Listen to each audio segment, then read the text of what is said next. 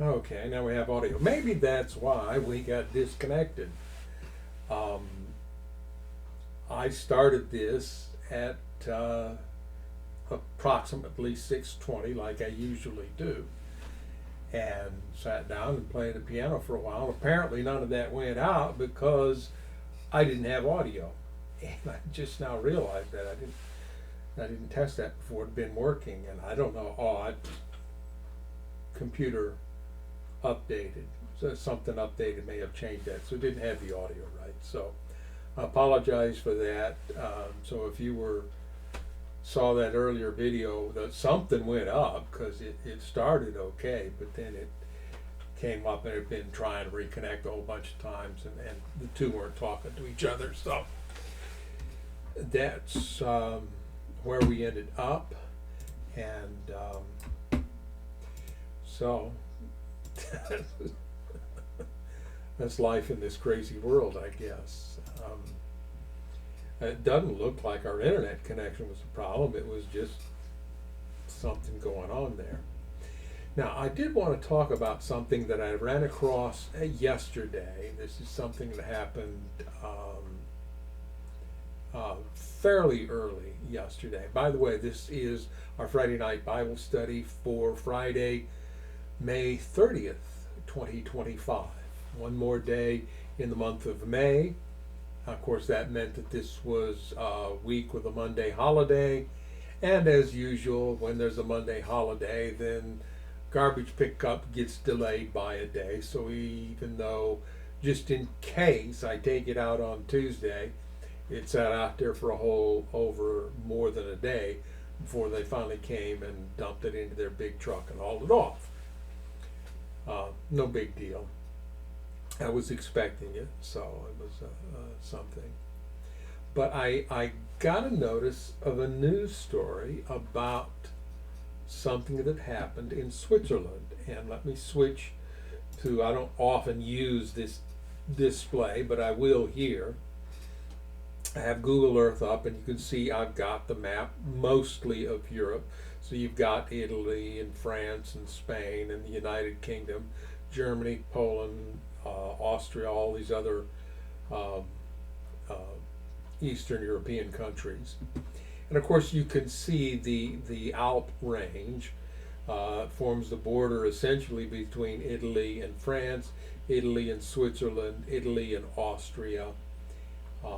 And this was something that happened in the Alps range in Switzerland. Now, I'm going to zoom in, and I already know where this place is now. I had to look it up to begin with. And you can see that there's a lot of very high snow-capped, almost year-round snow-capped mountains here. And in fact, if you look in this area, you can see these large glaciers, year-round snowfields the ice that slowly flows downhill. Well, normally slowly flows downhill. And you can see, you probably can't read it, but there's a peak named there, Nesthorn. Now, mountains in Switzerland often are called something horn. And of course, you're probably familiar with the Matterhorn, which is essentially on the border between Italy and Switzerland. But in this case, our interest is in a town right here. And again, you probably can't read the name, but it's Blatten, Blatten, and it's this group of buildings and houses essentially on a hillside here.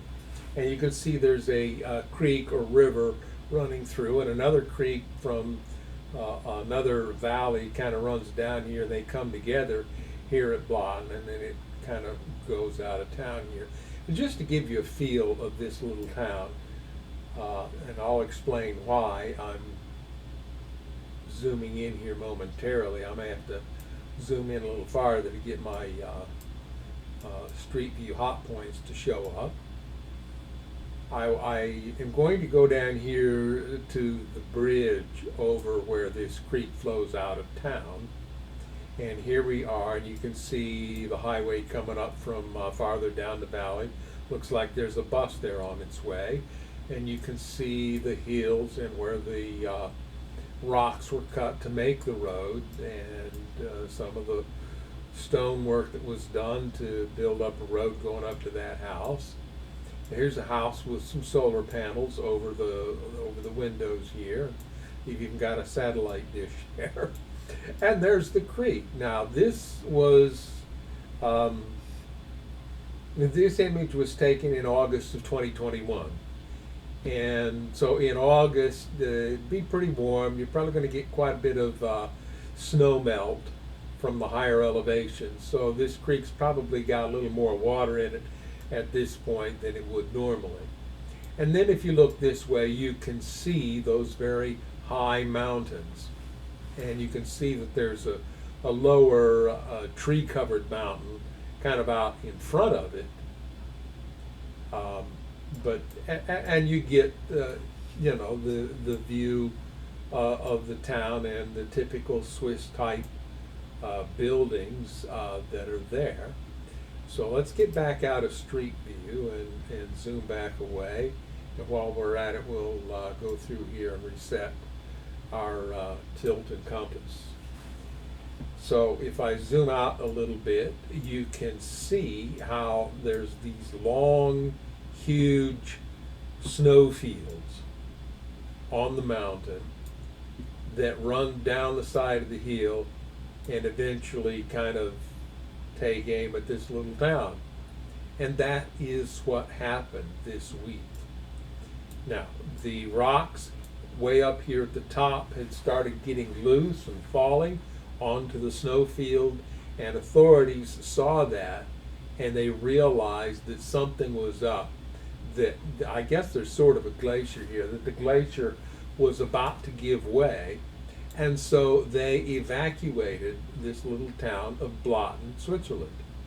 And sure enough, sometime very early yesterday, the mountain went ahead and gave way. I did see some video that showed all the cloud of dust and stuff as the snow and mud and so forth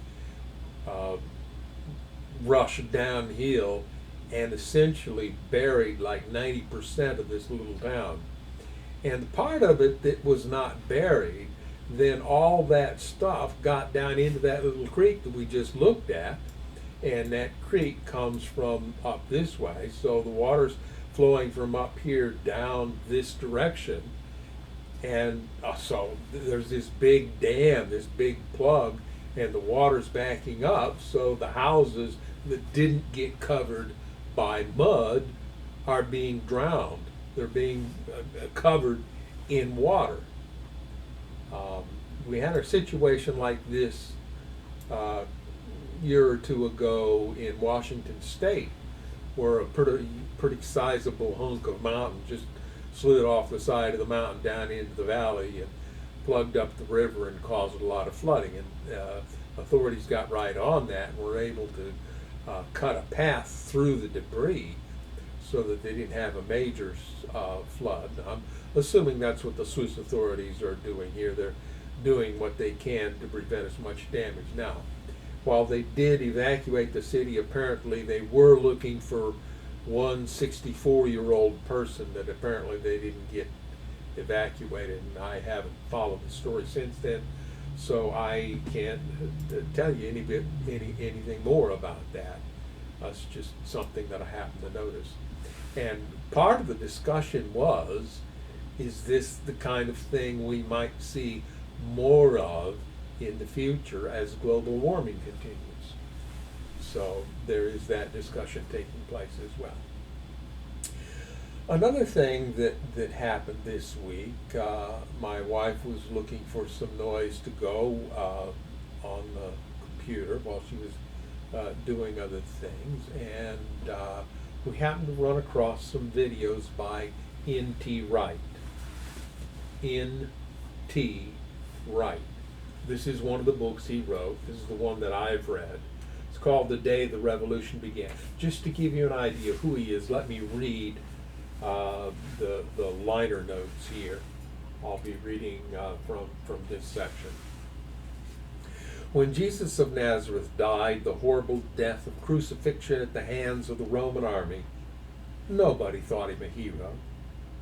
His movement was over. Nothing had changed. This was the sort of thing that Rome did best.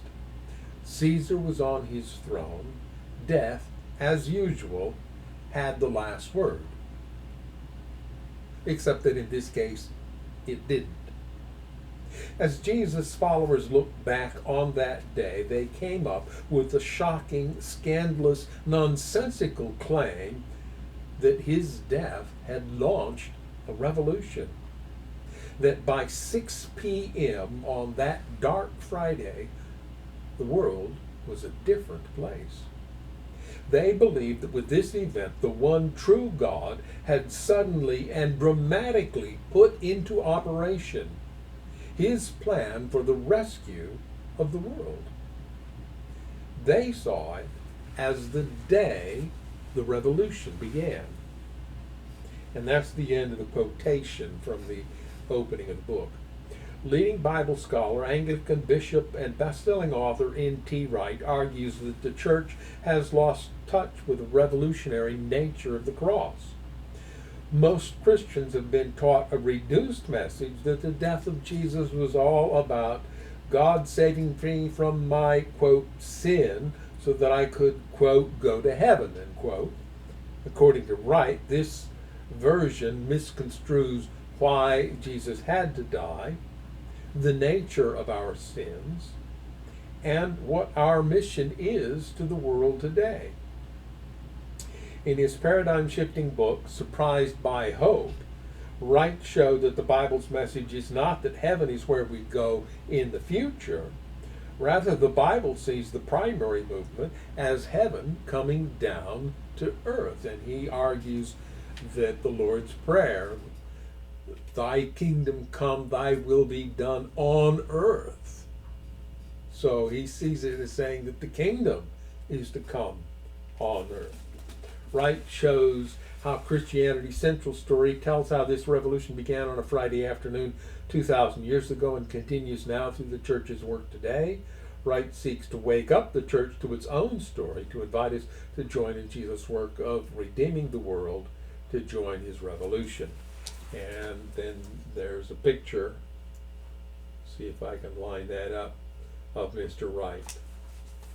And we have, like I say, I read the book. We have heard what he's had to say with some interest, and he was talking about the whole concept of heaven versus hell, which is the traditional Christian teaching, and he doesn't exactly believe that's what the New Testament writers, how they thought.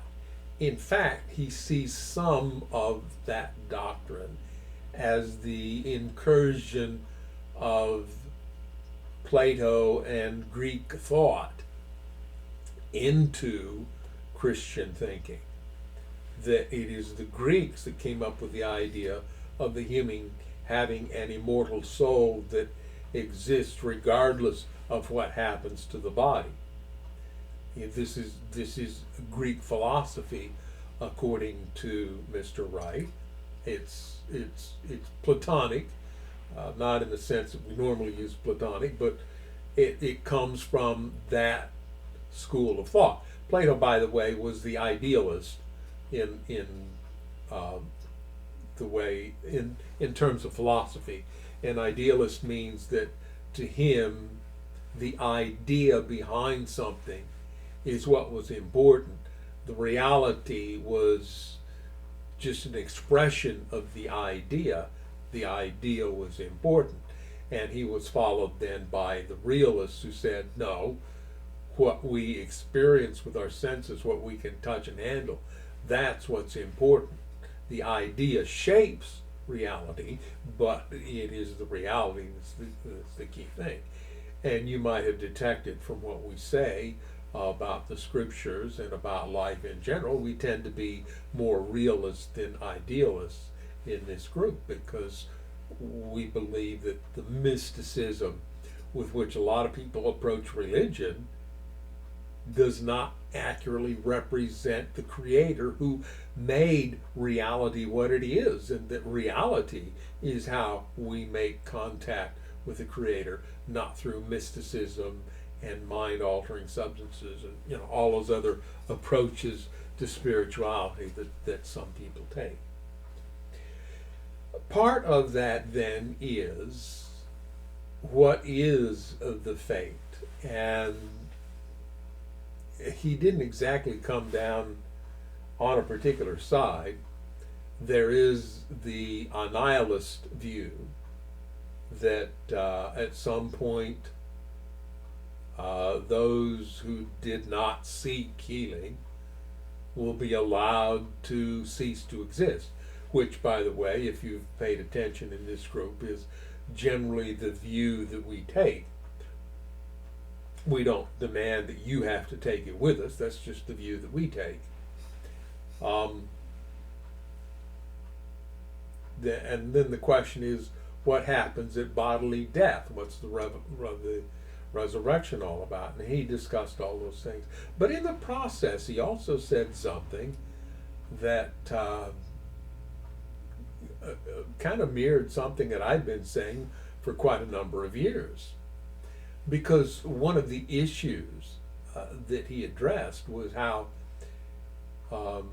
the Protestant movement addressed the issue of purgatory, which is the doctrine that there's a place somewhere between earth and heaven where the soul goes to complete its purgation, to either complete perfection or to complete paying for the sins committed in the flesh through torment. And so purgatory becomes seen as a place of torment, so that on death all humans go to a place of torment. Some never come out, others eventually get sprung out. But of course then the church was able to misuse that teaching to enrich itself by extracting gifts from the loved ones of people who had passed on, by teaching them, well, their soul's in purgatory, but if you make this offering to the church, then their time in purgatory will be reduced. So if you love this person who has passed away, you will do this for them to free them from torment. And the Protestant Reformation saw that. The Protestant movement saw that as an abuse of power. And so they had to come up with a different teaching. Whether their teaching is entirely right or not, what he did say about the issue is that, and let me go back just a little bit to pick up on something here, and that is that we understand that right now we're broken. We're broken humans.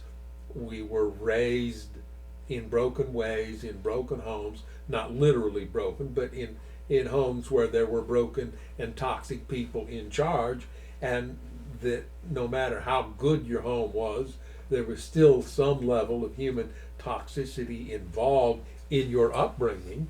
And so you aren't pure and whole and human as you should be. You are yourself somewhat broken. And that's a condition that we seek healing from when we come to the Creator and seek to form a relationship with Him. But we never claim that process is complete. It's a process of healing that takes place as long as we are alive and breathing on this planet. And as long as we're on this planet as it is now, we will never declare ourselves to be totally free. So what happens between bodily death and the resurrection, when we are raised up and no longer subject to sin and degradation and brokenness?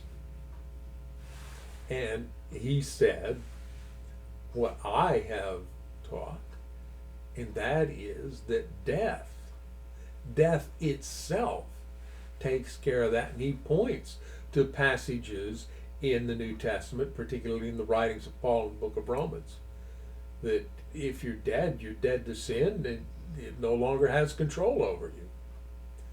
So it is bodily death that completes that process of healing and of delivering us from the sin that has kept us captive as long as we've been on this planet in its current form. So I heard that. I thought it might be worth discussing that a little bit at this point. And so I think it's probably time that we go ahead and get into our Bible study proper. Let me get that up so that we'll be prepared, and let's bow our heads. Our Father in heaven, we thank you for your blessings. We thank you that you have provided us another week of life and of joy and sorrow and all the other things that go along with it. And as we take time apart now to contemplate you and to seek to refresh, restore, and strengthen our relationship and ties to you by opening the written word and seeking to find you in it, we want the Holy Spirit to be a part of that process so that we get a clearer picture and a better understanding and a more intimate connection with you through the words that we talk about in this study. And we ask this in Jesus' name. Amen. So now we go to our usual Friday night display where we have the Bible text up. This comes, you can't see it because my picture covers it. This comes from the New Living Translation. We've been using this essentially ever since we started with the New Testament, 2.5, 3 years ago, however long that's been. And we do it not because we think it's a great translation, but because it's different, so it makes us think. We have found it to be highly interpretive at times, and we occasionally look at more literal translations to get a better sense of what the authors actually wrote, although it's been translated where we don't read the Greek and Hebrew, so we need a translation. There's always problems with that, but at any rate, we'll use this one. And here we are at 2 Kings chapter 4. And just to remind you, in chapter 3, it talked about the wars of Israel. Now, at this point, Ahab has died. Ahab's death marks the end of 1 Kings. Jehoshaphat, the king of Judah, who was with him, survived the battle, went back home to Judah, and we'll get into that story later. But right now, the book of Kings, 2 Kings in this case, has now focused on Elijah's successor, Elisha. And so for a few chapters here, we're going to get into the stories of Elisha and all the miracles that were associated with his ministry in Israel. Now, when we say miracles, a lot of people think, mysticism, supernatural. I don't like the concept of supernatural in discussing miracles, because I don't think they're supernatural. They may be, in some cases, a little beyond our understanding of natural, but I don't think God breaks the rules of reality in order to accomplish these things. It's just he's the one who created reality, so he knows it better than anybody else, and he can bend reality to his purposes. For example, all the miracles of healing, which we're going to find both here and in the story of Jesus. Well, God created the human body. Nobody knows how it works as well as he does. So he's able to intervene and make changes that relieve suffering in ways that even in our modern medical era we really can't do. So 2 Kings chapter 4 verse 1, one day the widow of a member of the group of prophets came to Elisha and cried out, "My husband who served you is dead, and you know how he feared the Lord. But now a creditor has come, threatening to take my 2 sons as slaves." Now, the very fact that a creditor would make that kind of a threat in Israel tells you how far this nation has wandered from the rules that God had laid down for them. There was never supposed to be people in poverty. There was never supposed to be creditors, and they were never supposed to exact usury or interest and to come and sell people as slaves to recover a debt. It just tells you how far the nation had fallen. And it's in this fallen condition that God sends the prophet with the greatest power to relieve suffering and to reveal the character of God. Now, Elijah had been given that task, and he had enacted that great showdown at Mount Carmel, along with announcing the years of famine, of drought leading to famine.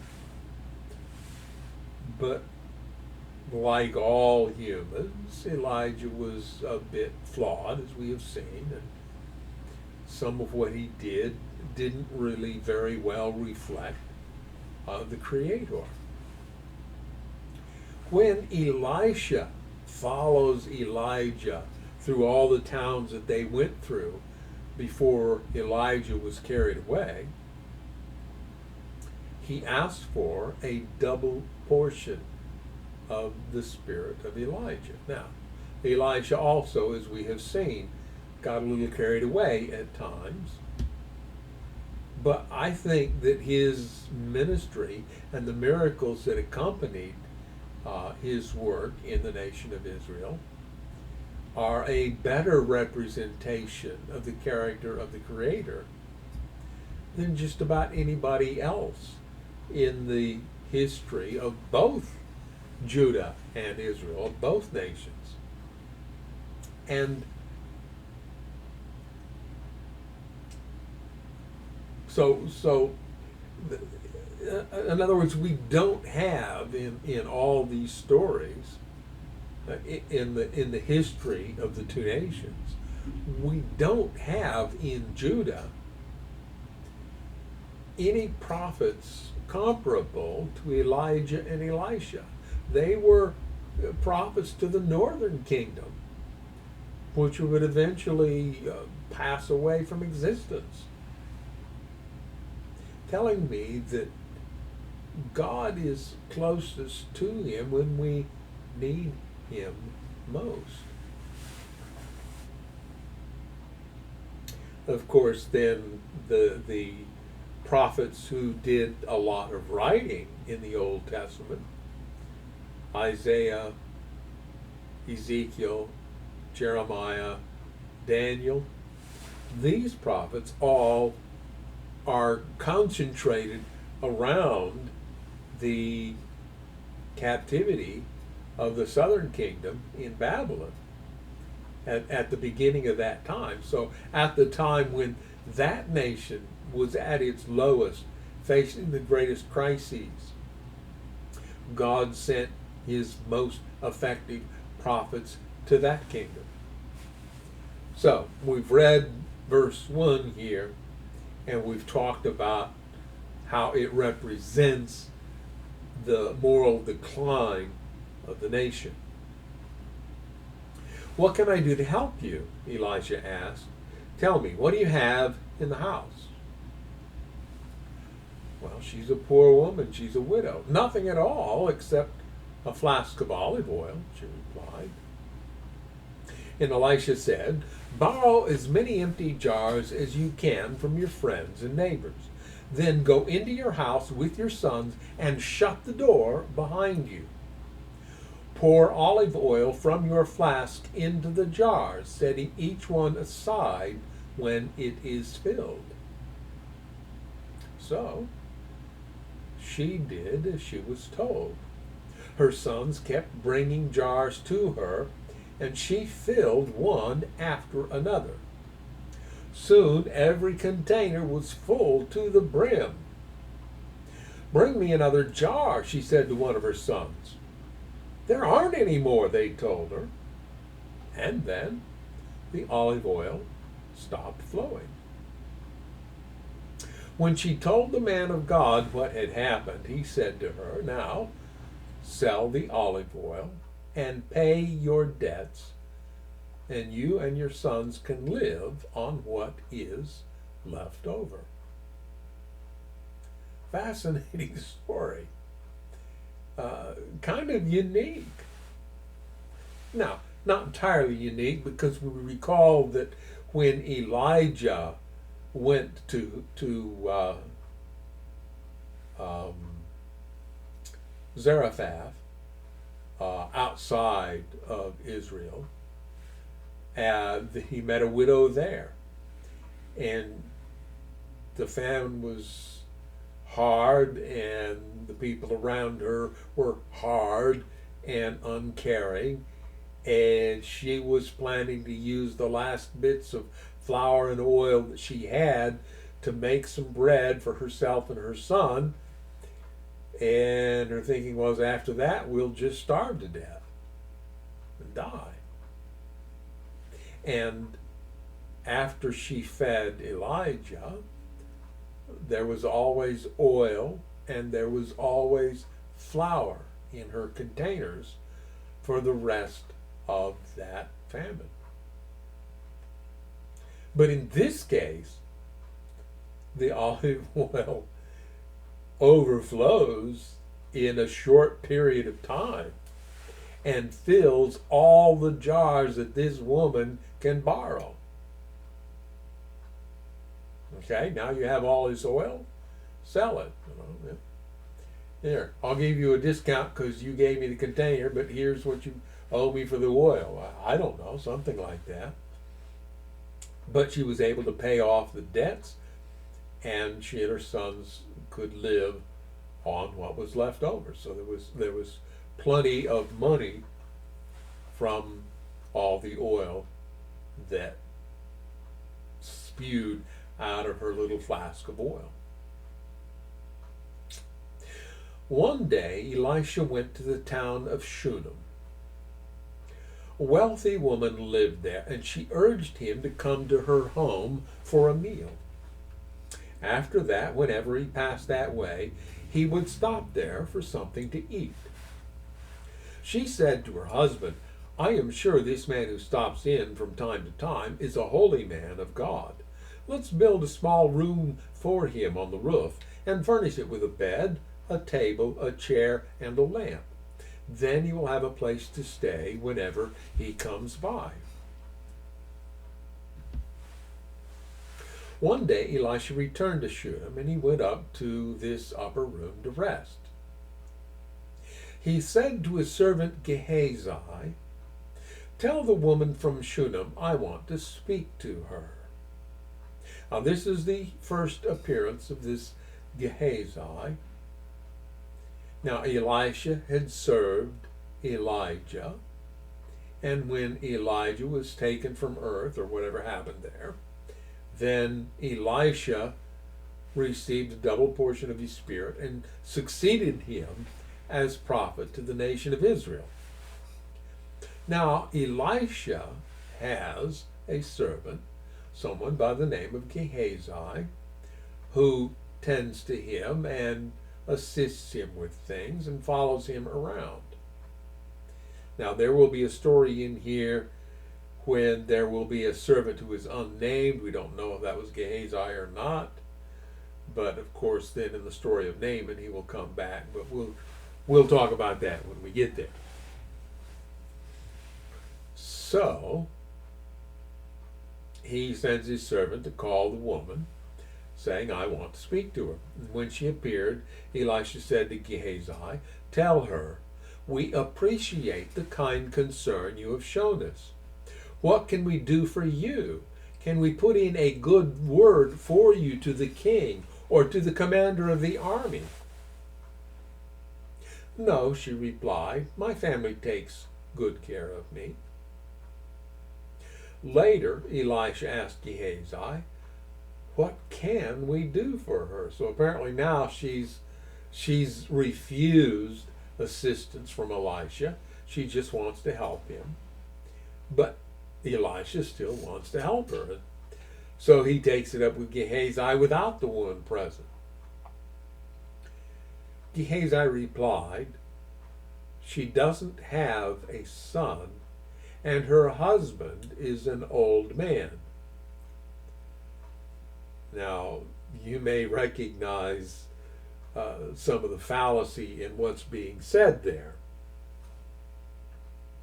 It isn't the age of the man that matters when it comes to having descendants. It's the age of the woman. Very old men can sire children, as in the story of Abraham. The woman's young enough to be fertile and not past menopause. She can have a child from a very old man. But, I don't know, maybe they didn't understand that back then. So Gehazi tells it that way. She didn't have a son, her husband is an old man. Call her back again, Elisha told him. When the woman returned, Elisha said to her as she stood in the doorway, next year at this time, you will be holding a son in your arms. No, my lord, she cried. Oh, man of God, don't deceive me and get my hopes up like that. Now, here's a sign that whatever else we might say about Gehazi, he had accurately figured out the thing that this woman wanted most, the thing that she wanted so badly she didn't even dare to say what it was she wanted. Because when Elisha makes this promise, she responds in this emotional way. Don't deceive me. Don't get my hopes up like that. This was a sensitive issue for her. And of course, in that culture, not having a son was a big deal. She had failed in her role as a woman. That's what the woman did, was provided a son for her husband. Yeah, it was highly patriarchal and not very much in the lines of gender equality, but that was the culture. And so this was a very emotional thing for her. And she's like, no, I've waited for this too long. I've given up. Don't get my hopes up just to have them dashed again. But, sure enough, the woman soon became pregnant. And at that time, the following year, she had a son, just as Elisha had said. Now, we don't know how many years go by here. We don't know how old Elisha was when Elijah called him. We don't have accurate information to tell us how many years he served as the primary prophet in Israel. But, we know there's several years going by in this story, because it says, one day when her child was older, he went out to help his father, who was working with the harvesters. Suddenly he cried out, my head hurts, my head hurts. His father said to one of the servants, carry him home to his mother. So the servant took him home, and his mother held him on her lap, but around noontime he died. She carried him up and laid him on the bed of the man of God, then shut the door and left him there. She sent a message to her husband, send one of the servants in a donkey so that I can hurry to the man of God and come right back. Why go today? He asked. It's neither a new moon festival nor a Sabbath. But she said, it'll be all right. She didn't want to tell him what's happened.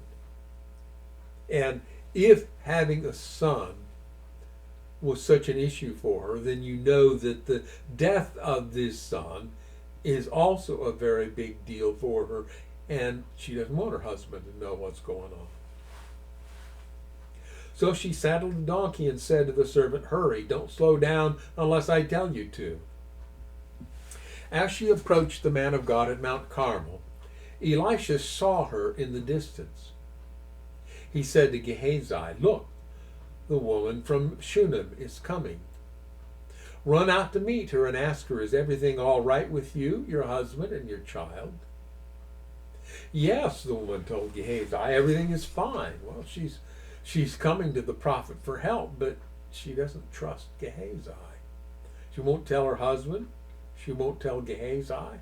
She's only going to tell the man of God.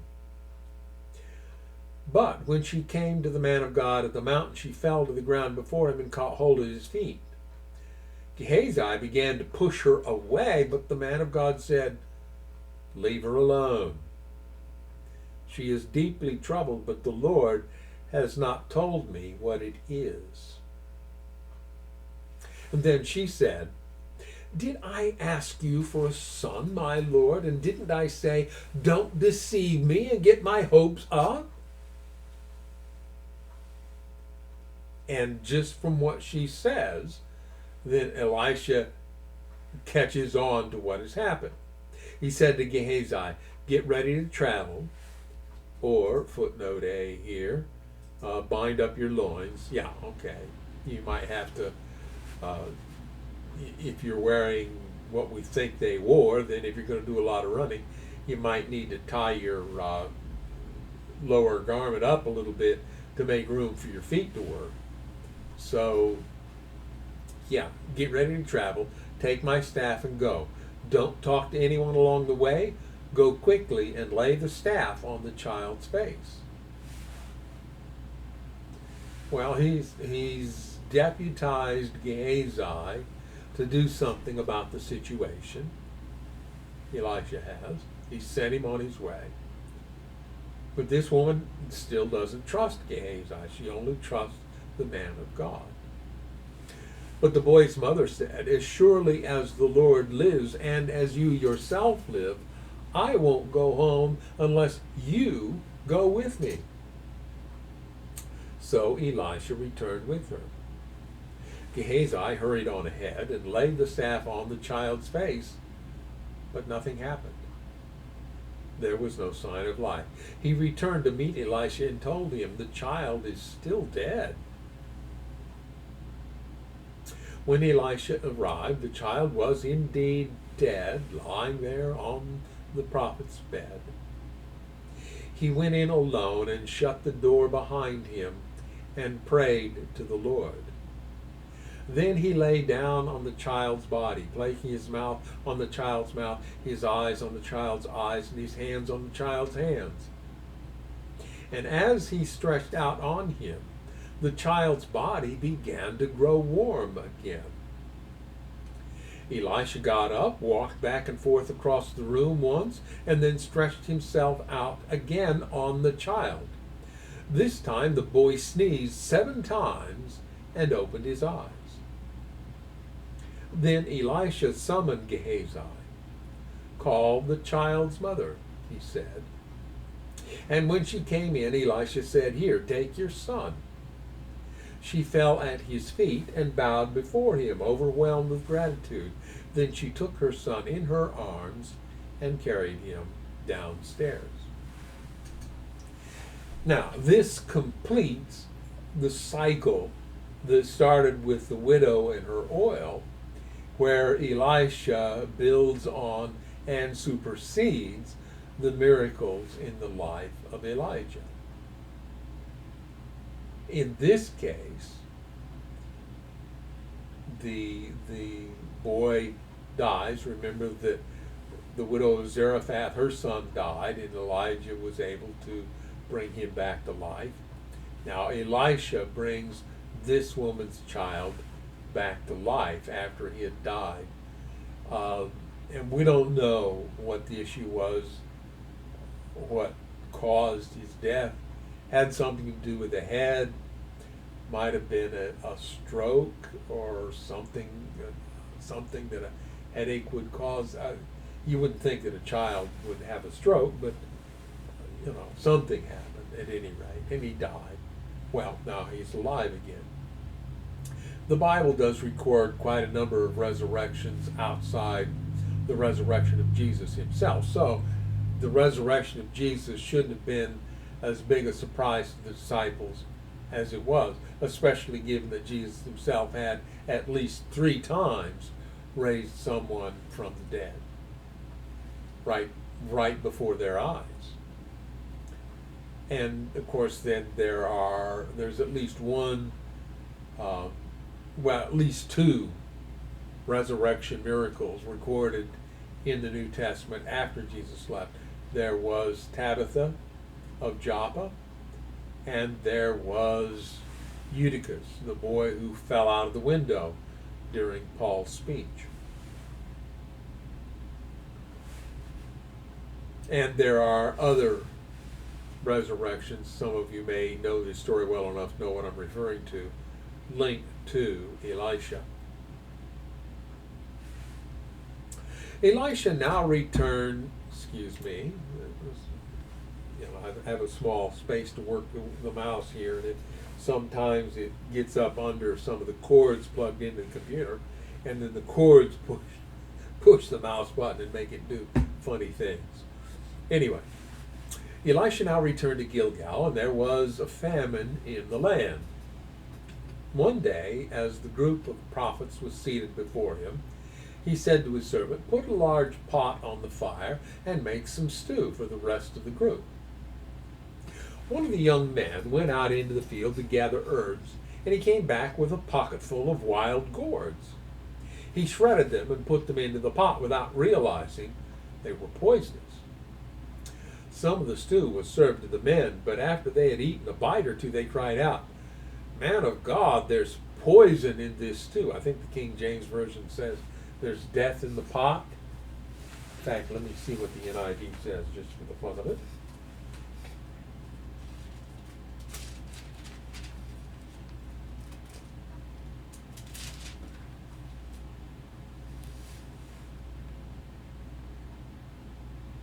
Yes, even the NIV says there is death in the pot. And I'll have to do a little page turning in the King James Version because I haven't had it open to where we are for a while. But 2 Kings 4.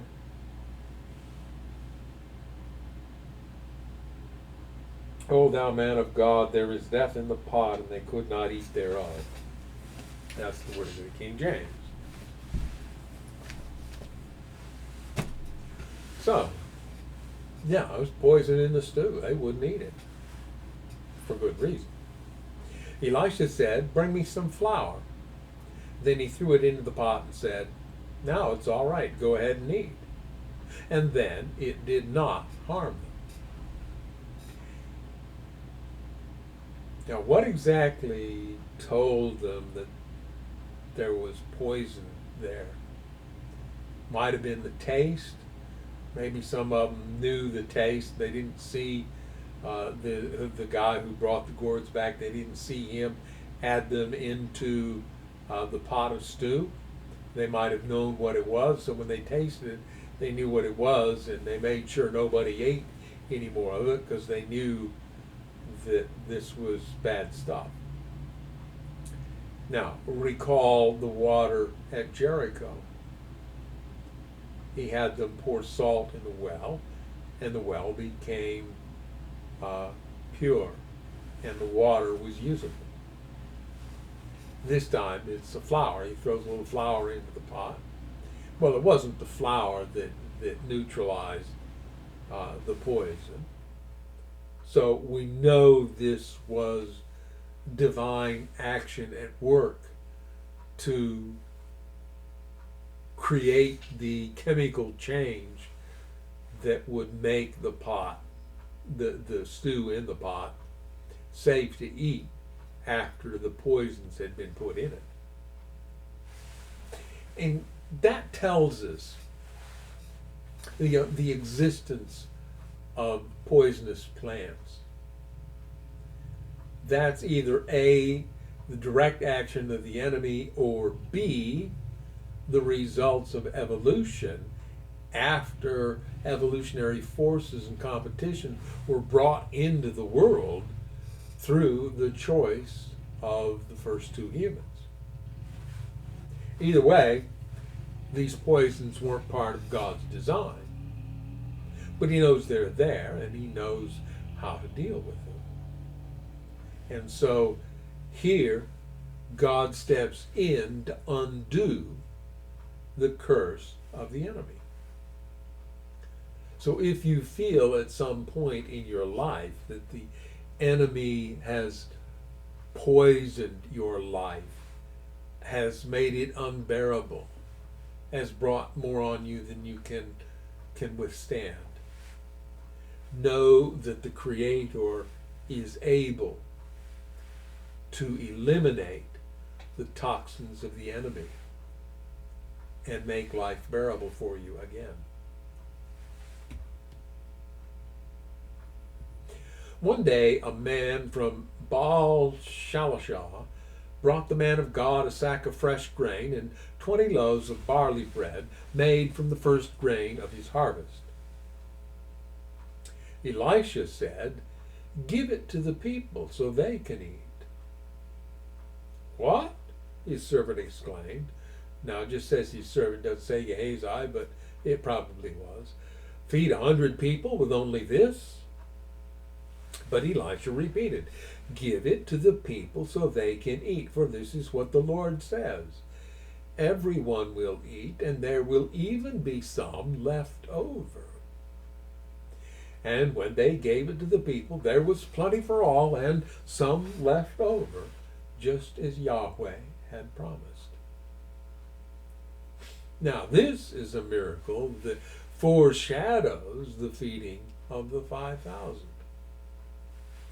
And this bit about the servant questioning him may, to some extent, be a narrative device to help us know that there was a large crowd, and this sack of fresh grain and 20 loaves of barley bread wouldn't be enough to feed them all unless something unusual took place. Next chapter, chapter 5. Now we get the story of Naaman. The king of Aram, it's what we know today as Syria. It's the nation whose capital is Damascus. The king of Aram had great admiration for Naaman, the commander of his army, because through him the Lord had given Aram great victories. But though Naaman was a mighty warrior, he suffered from leprosy. Now that footnote is almost certainly going to tell us that the Hebrew term they're translating leprosy didn't necessarily mean the disease we today call leprosy, but was a term that applied to any infectious skin disease, or it says here in the footnote, from a contagious skin disease. The Hebrew word used here and throughout this passage can describe various skin diseases. Whatever it was a problem. And because it was contagious, it meant that probably even in Aram there was a certain amount of stigma attached to it. Now, we don't know, because of the way the narrative is told, if this is Ben-Hadad or Hazael. We haven't read it yet, but at some point Elisha will carry out the instruction given to Elijah to anoint Hazael to be king in place of Ben-Hadad. So the king of Aram here might be Ben-Hadad, it might be Hazael, and since, what's going to happen here is we're going to get a glut of stories about Elisha and his miracles. And then we'll go back into the history of the nations. I don't think we can tell for certain which king of Aram is involved here. But it doesn't really matter, because what we need to know is Naaman, the commander of his army, is involved. And this is the army that has harassed Israel for a long time now. And yes, there was that truce between Ahab and Aram, but then the truce broke and Ahab picked the fight. And, now we've got all these things going on. And we know now that, well, let's just read on, we'll find out. At this time, Aramean raiders had invaded the land of Israel, and among their captives was a young girl who had been given to Naaman's wife as a maid. One day the girl said to her mistress, "I wish my master would go to see the prophet in Samaria. He would heal him of his leprosy." Now that's interesting. Now, of course, now we know that the Arameans have again been harassing Israel, and they have been going on raids. And when you go on raids, you take goods, but you also take people, and you turn the people that you have captured into slaves and make them work for you. And so among the captives was this young girl, and so Naaman gets back home and says to his wife, "Hey, look, I got you somebody to help you out here. Take this girl, and she can be your slave, your servant, and she can do things for you so that your life will be easier. Ain't I a great husband?" But this girl was old enough when taken captive to be aware of the stories of the prophet Elisha. And she has it in her head that Elisha could take care of Naaman's problem. So Naaman told the king what the young girl from Israel had said. "Go and visit the prophet," the king of Aram told him. "I will send a letter of introduction for you to take to the king of Israel."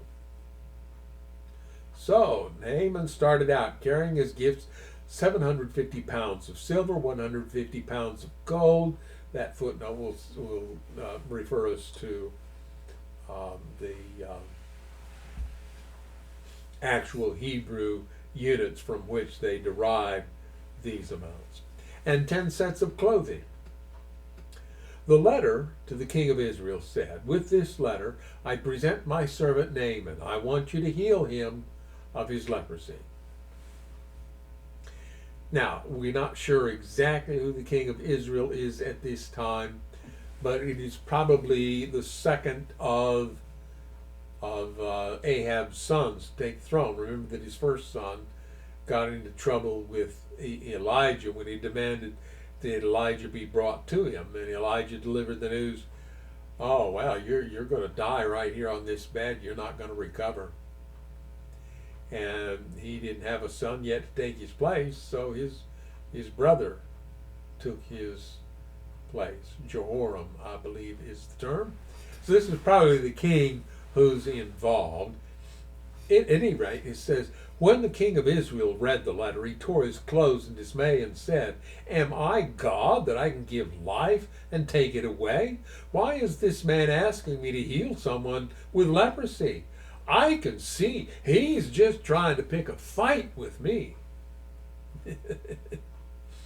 Yeah, typical suspicion. This guy has been raiding my country. I've sent my soldiers out to fight him.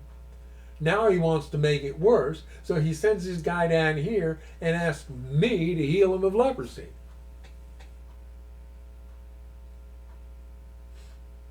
But when Elisha, the man of God, heard that the king of Israel had torn his clothes in dismay, he sent this message to him: "Why are you so upset? Send Naaman to me, and he will learn that there is a true prophet here in Israel." So Naaman went with his horses and chariots and waited at the door of Elisha's house. But Elisha sent a messenger out to him with this message: "Go and wash yourself 7 times in the Jordan River. Then your skin will be restored and you will be healed of your leprosy."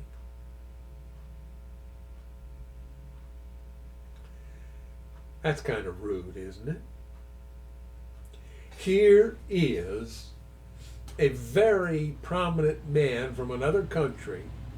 He's come to your country, and you won't even meet him in person. You send a servant to deliver a message, probably Gehazi. He will be named a little later in this story. And guess what? Naaman became angry and stalked away. "I thought he would certainly come out to meet me," he said. "I expected to wave his hand over the leprosy and call on the name of the Lord. He is God, and heal me. Aren't the rivers of Damascus, the Abana and the Pharpar, better than any of the rivers in Israel? Why shouldn't I wash in them and be healed?" So Naaman turned and went away in a rage. He'd been snubbed.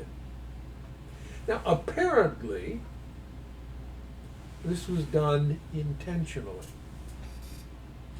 because Elisha, I think, is sending a message about the fundamental equality of all humans before the Creator. You think you're big stuff because you're the commander of the army, but you're just another human being. And it will require Naaman to come upon what little humility he could find inside himself in order for him to find healing. So right now he's angry, and he's stomped off in a rage. And, "Wow, the rivers in my country are cleaner than that Jordan River. Why shouldn't I wash in them? He wouldn't even come meet me. Here I am, an important person. He should know his place," blah, blah, blah, blah. You know how people can be. But his officers tried to reason with him and said, "Sir, if the prophet had told you to do something very difficult, wouldn't you have done it?" Okay, "My father." All right, sir. A term of respect here. So they confront him with a little bit of logic. "You're a great man. You expect to be given great things to do, and if he had given you a difficult task and said, 'Do this and you'll be healed,' you'd have done it, right? Well, okay. So you should certainly obey him when he says simply, 'Go and wash and be cured.' If you do the hard thing, why not do the simple thing? What's it going to cost you?" So Naaman learned a little bit of humility, went down to the Jordan River, and dipped himself 7 times as the man of God had instructed him, and his skin became as healthy as the skin of a young child, and he was healed. Now, I don't know about you. When I was a kid, there were people who liked to really dramatize this story, so they would describe each of Naaman's 7 dips and imagine what he was thinking as he dipped down and came out, and the leprosy still wasn't gone until the 7th time. But that's not here. That's just somebody imagining it. I'm not saying it didn't happen that way. I'm just saying, we can't know that because it's not given in the written account here. What we know is that he did, at the urging of his servants, go to the Jordan River, dip 7 times, and came out healed. Well, that was a learning experience for him. Then Naaman and his entire party went back to find the man of God. They stood before him. And Naaman said, "Now I know that there is no God in all the world except in Israel. So please accept a gift from your servant." But Elisha replied, "As surely as the Lord lives, whom I serve, I will not accept any gifts." And though Naaman urged him to take the gift, Elisha refused. Now there's a lesson being taught here.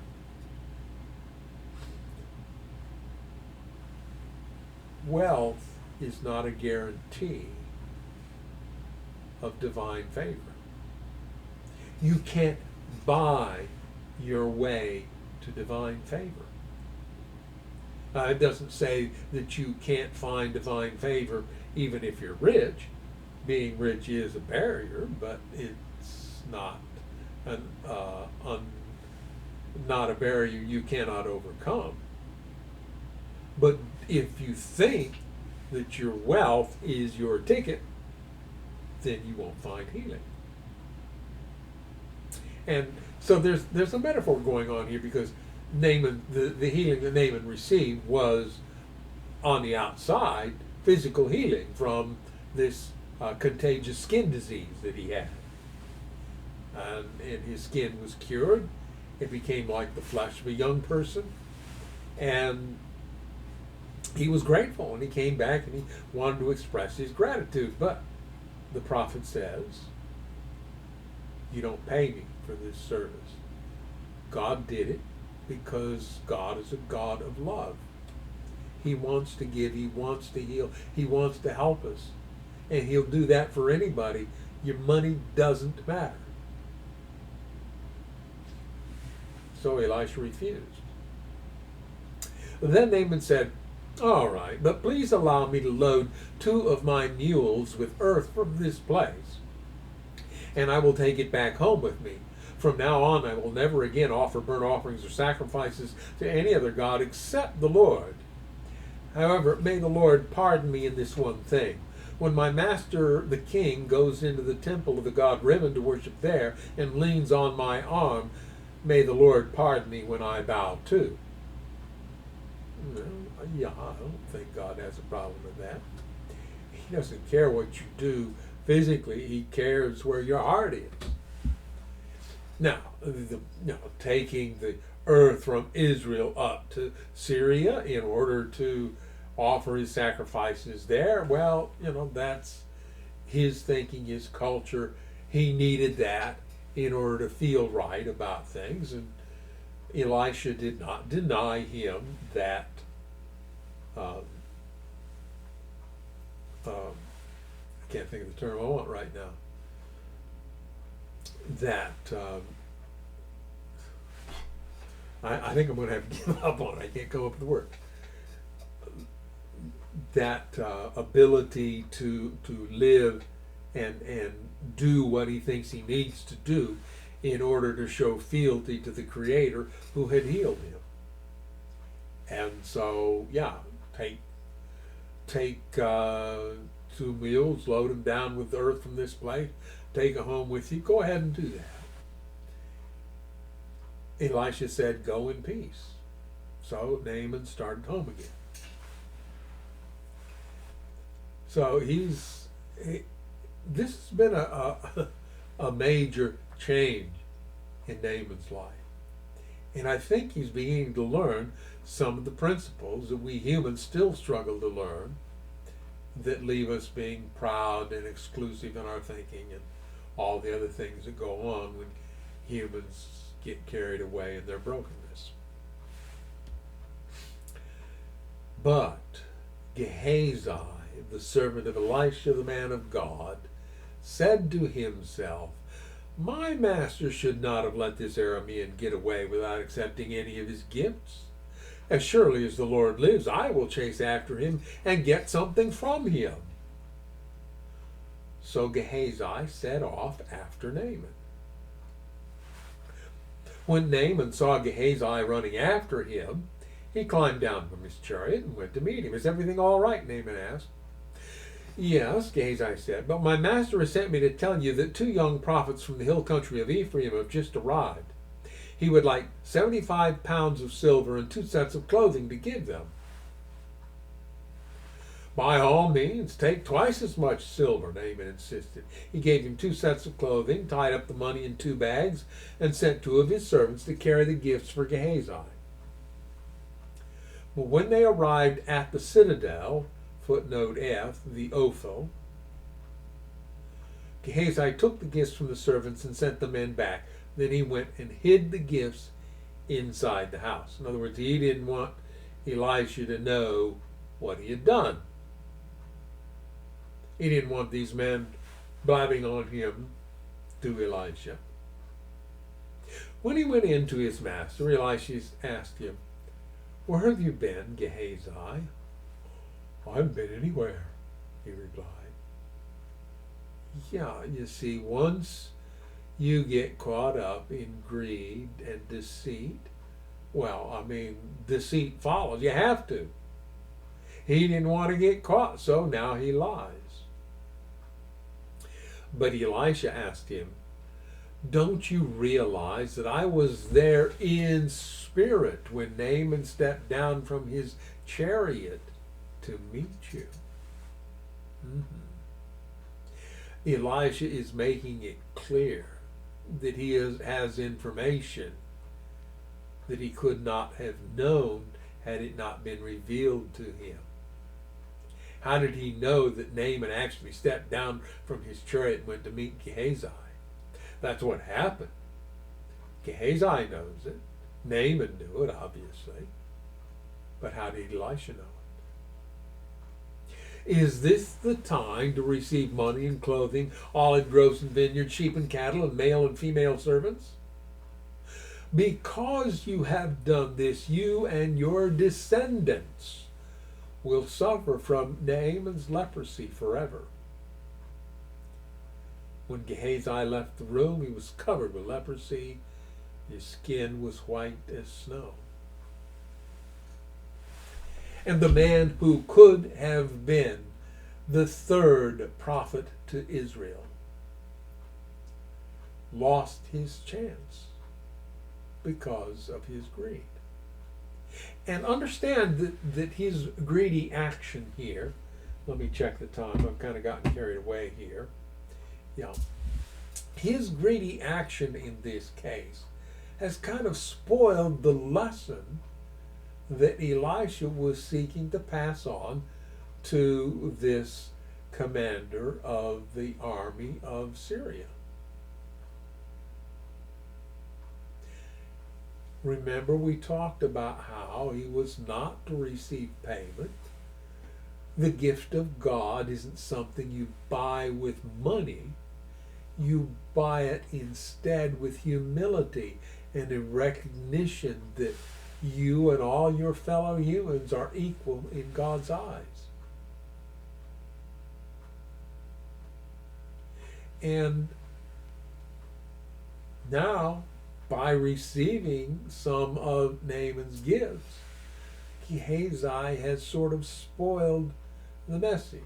Now, did that make a difference in Naaman's life? Well, maybe, maybe not. We don't know. In fact, we don't have any more narrative here beyond this. This is his sole appearance in this one chapter. Now, I'm looking at the time here. We've got about 10 minutes, so we'll read as much of this chapter as we have time for. One day, the group of prophets, and this is where we get this whole thing about the schools of the prophets. These prophets were apparently people who served some sort of teaching role in the nation. And They apparently, like many clergy, weren't well paid, and sometimes it was difficult for them economically.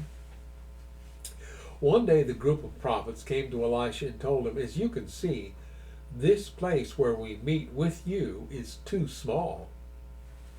Let's go down to the Jordan River where there are plenty of logs. There we can build a new place for us to meet." "All right," he told them, "go ahead."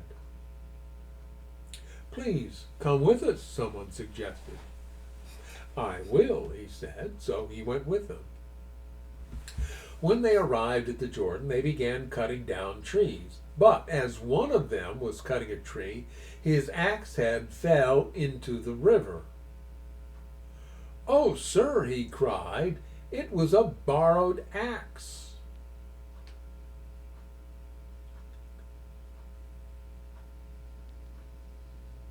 Now,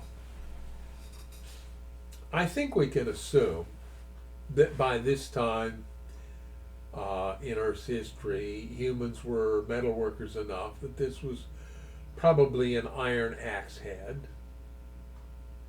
And there are different ways of attaching a wooden handle to an iron implement. Usually with hammers, you carve out the handle, and then you split the top.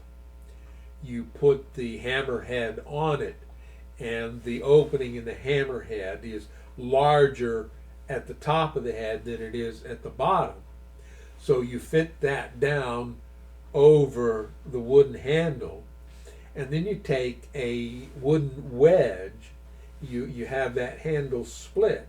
You put the wedge down into that split, and you drive it down in to make the wood spread out so that it attaches firmly to the iron or steel hammerhead.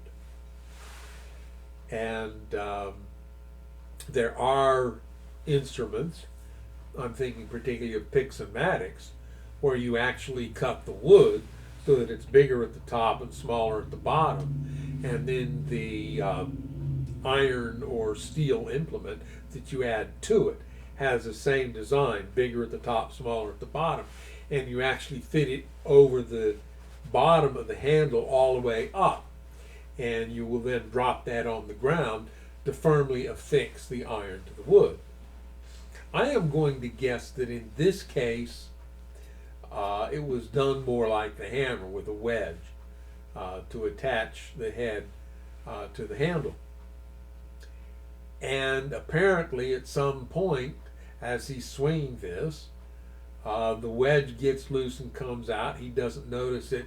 He gives a mighty swing to hit the tree, and the weight of the axe head pulls it off the handle, and it goes flying, plop, right into the river. The muddy Jordan River, where it would be hard to even impossible to find something like that at the bottom of the stream. So, it's a borrowed axe. This guy's going to be in trouble if he can't return the borrowed tool. So he runs to the man of God. "Where did it fall?" the man of God asked. When he showed him the place, Elisha cut a stick and threw it into the water at that spot. Then the axe head floated to the surface. "Grab it," Elisha said, and the man reached out and grabbed it. And I think we did a sermon on these events in the life of Elisha, and we talked about this, and I think we pointed out at some point that we don't know how this happened. I mean, it is not natural for iron to float on water. So how did it appear to float on water? Did God send an angel to lift the axe head from the bottom of the river in such a way that the angel himself or herself was unseen, but that the axe head itself was visible, so that the man could pluck it out of the water, reattach it to the handle, and go about felling trees.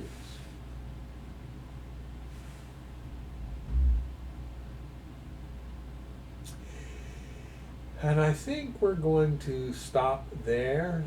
This next story is involved, and I think we're going to have quite a bit to say about it. This is going to involve the Arameans again, but at any rate. So, I'm looking at my timer there. The timer says we've only been on for an hour and 21 minutes, but then the clock says that we've only got 4 minutes left until 8 o'clock, which is when we usually quit. And so rather than going on, I think we'll stop here. I thank you for joining us, and I invite you to come back when we continue these stories and reading through the book of 2 Kings next Friday night. That'll be the first Friday night in June the 6th. Yeah, you see, tomorrow is the 31st of May, so June the 1st will be Sunday, and whenever Sunday is the first of the month, then the second Friday in the month, well, you know how that goes. So until next week, a week from now, when we hope you'll join us again, we say goodbye and God bless.